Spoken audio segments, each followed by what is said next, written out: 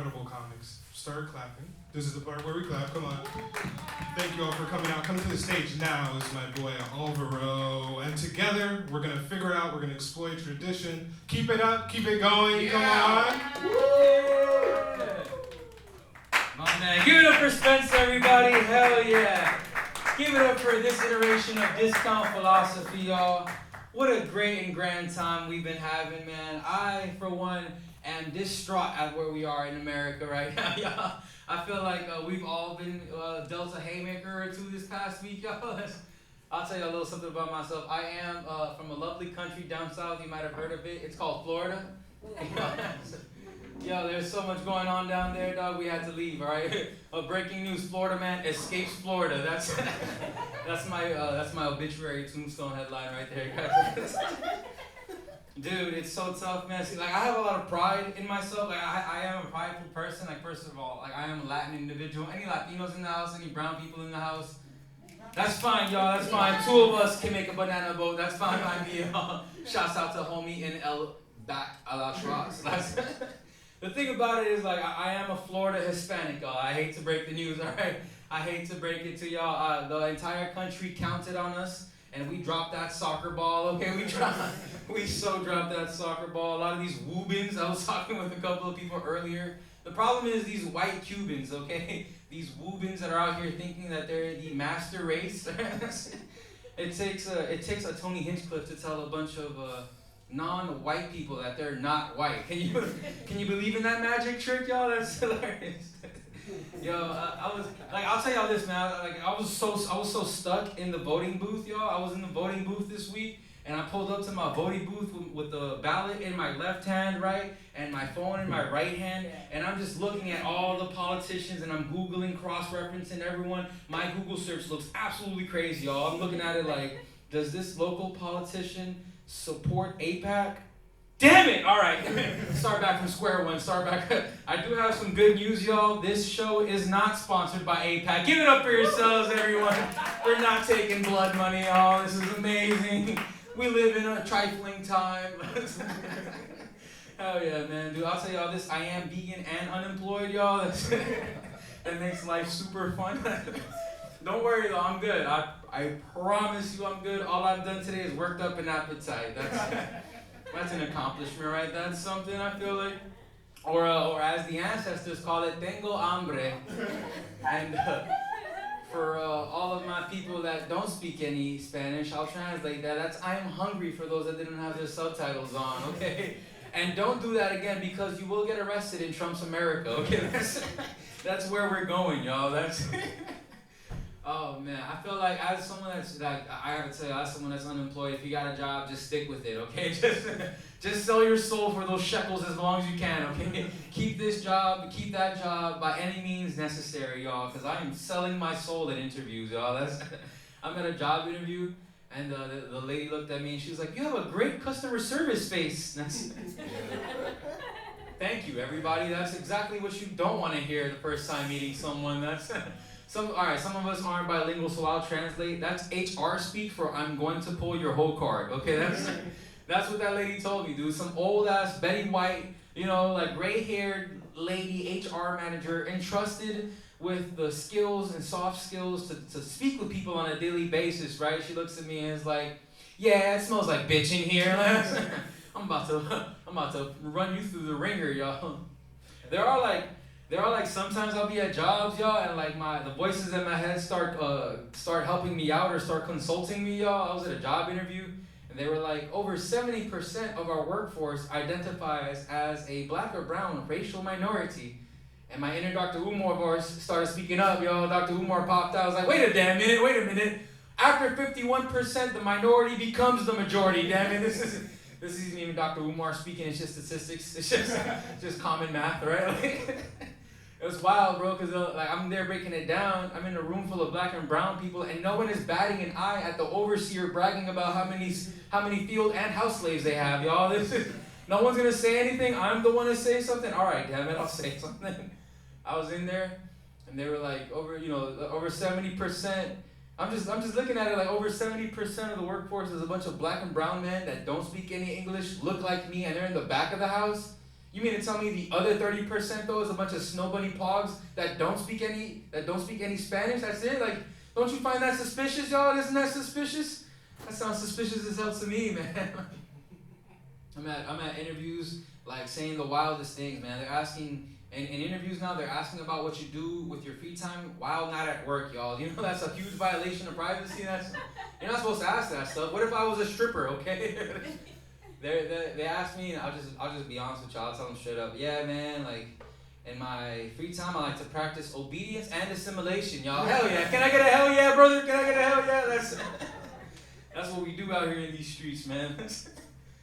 Like I like at job interviews, like they try to beat around the bush because there are certain questions you're not allowed to ask, right? And so they're like one of the things that they ask me is like, you look very ethnically ambiguous. The whole room just went, ugh, gosh, how dare they, right? Like, cause we know what they don't want us to know, right? Is that ethnically ambiguous is just a blanket term that allows people to call me either Mexican or Filipino, y'all. Did you know that? Did you also know I am neither, y'all? Did you also know I am neither? I'm pissed off, okay? I'm tired of being mistaken for George Lopez and Manny Pacquiao. Like, all right, she snorted. That was a little too loud. I'm kidding. It's wild, though. It's absolutely wild. And by the way, if we know anything about white people and their blanket terms, nothing good comes from their blankets, y'all. Oh,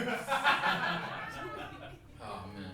That's an old genocide joke, all right? Not to be confused with the new genocide joke, all right? We don't want to hear about it? All right, fine. Moving on. That's how Americans deal with politics, right?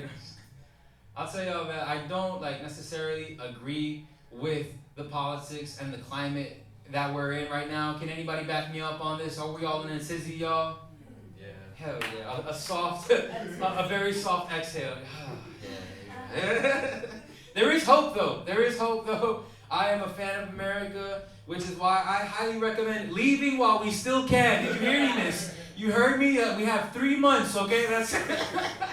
We got this, y'all. We got this. I actually did. I have left the country. It's super fun, y'all. I'll break down my background. I'm half Colombian and I'm half Nicaraguan. And I'll just say that I'll just address the stereotype right now. It is absolutely true. All right, I'm great with kids, y'all. I'm changing the world one hijo de puta at a time, y'all. Be the change you want to see. All right. Say that like it's a protest march. Be the change you want to see. I'm protested out, y'all. I can't do not another one. I am doing another. I am not doing any more protests in these next 4 years, okay? I'm calling it right now, y'all. They didn't work the last 8, and they will not work the next 4. I promise you. Oh, man. But, I actually traveled. Anybody here travel? Anybody, go out of the country and, see how different the world is? Where do you go, brother, man? I just came from Germany. Hell yeah. Yeah. Fun place? Yeah, great time. Great time, right? Great time. Very un-American of you to be going to other places, sir. How dare you support the Germanic race? Where do we go traveling, miss? Recently, well, that was Cabo, so not to be that's not a place, but Name a place, miss. That's Jamaica. You said what, Jamaica? Yeah. See, I know you bougie because you're well, that was last quarter we went to Cabo. This quarter we're planning Jamaica and Turks. Who is your sugar daddy? Okay, don't cut the malarkey, damn it. I need whatever you got packing on here, damn it. I traveled earlier in the year, though. It was super fun. I went to Colombia, which is where my father's family is from. And I gotta tell y'all, man, I went there specifically for my grandfather's wedding. I went for my grandfather's 6th wedding, y'all. Yep, 6th and final wedding is what we told that top flight G. I'm well, wrap it up. Dude, I do not want to have to start thinking about being the first grandson that was going to have his grandpa spayed and neutered, all right? Not my abuelito. How do you tell a grown-ass man that you don't have what it takes to take your tío to kindergarten, y'all? That was not my ministry, y'all. That's not what I'm about. And while I was in Colombia, I had so many fruits and vegetables, y'all. I was so in love with all the exotic fruits and vegetables that I had, star fruits and all that. But the problem was that in America, there was a recent article that came out that said that Americans consume less than 30 plants a week, y'all. Americans consume less than 30 plants a week. And as a vegan person, I was very concerned because I can't name 30 plants a week, okay? What are we doing here, y'all? But my favorite plant specifically is mushroom, the psychedelic kind. Or anybody here sharing? Anybody here sharing tonight, y'all? I'm scouting the scenery. The thing about it was that when I went to Colombia, I had a psychedelic mushroom experience, right? I was in the river in Colombia, and the river connected to the ocean, and the ocean and the river connected to me, and I felt connected to all peoples, right? This is what 5 grams does to you, okay? Right? So I'm in the river in a plastic tubie of all things, feeling all life around me, right? I look up in the sky, and there's this cloud forming on the right, there's this cloud forming on the left, and then they come together and they form like this bird, right? It starts flapping its wings, and I'm like, oh my God, yes, Yahweh, you are right. Oh my God, right wing, left wing, it is both the same bird, y'all. It's both the same bird, y'all. You know that? And I realized that as soon as I realized that, that same bird took a shit right on my chest, y'all. That's my time, y'all. Give it up for yourselves. Give it up for Spencer, your host. It's time for the interview portion. There's an interview. Pick up that microphone! Oh, yes. So, There's an interview portion? Oh, okay. because we have to explore the theme. The Oh. theme is tradition. Thank you for explaining the theme to me. Of course. Yeah. So, Alvaro. Boy, what a week. Sorry, I'm collecting myself. Collect, please. No. What Collect is your, unemployment, collect your thoughts, whatever you gotta collect, brother. so what is your favorite tradition? Big or small? It can be like Super Bowl or like going to the movies with your family. My favorite tradition? Alright, so I come from a big family. There's 6 of us. It's a lot, yeah. Matter of fact, you were talking shit about Geminis. I gotta backtrack on that. All right. Oh, here we go. I got some beef to pick with you. Okay, both my parents are Geminis. All right. Oh, I'm sorry. I know something about. We got a couple of Geminis. They're gonna assassinate you after the show. That's how they roll, dude. I'm so sorry. I go out doing what I love, The talking shit. thing about Geminis is that like they didn't raise kids. They raised agents of chaos. So, like me and my brothers and sisters were like this, right? That's beautiful. And all of our birthdays are connected to a holiday. So like my favorite tradition is like taking time out to go be with them on their birthday / holiday. Kind of works out. Like my sister's born 2 days after Christmas. I'm born 3 days before 4th of July. My brother's born a day before Halloween. So like every day's a holiday. That's crazy. Yeah, it's fun times. They were incredible with the schedule. Yeah, great timing. All Irish twins. You know, for Latino people to make Irish twins, bro, I gotta commend them, though. That takes a lot of hard work and not a lot of planning. Okay, that's it. No, I mean, I'm sorry. I mean, no, I mean all of it. Happy birthday. I'm sorry you went through that. Condolences. All of the above. That's beautiful. No, really beautiful. So then, what is a tradition you think we should get rid of, and what should we replace it with? A tradition we need to get rid of, and a tradition that we need to replace it with. Yeah. Okay. All right, this is coming from a vegan out of left field, okay? So everybody walk with me, okay? We're getting spicy. Hear me out. This is very neuro-spicy, okay? That's For the past couple of years, I've actually been fasting on Thanksgiving, and I think that's the way, dude. I think as a society, we can no longer celebrate mass gorging and binging events. And we can call it a holiday, like... Oh, but I love the itis. Oh, I love the itis, too. The itis comes in vegan flavors, too, dude. No way. That seems illegal. Yeah, your body in shock, dude. That could come to anybody, dude.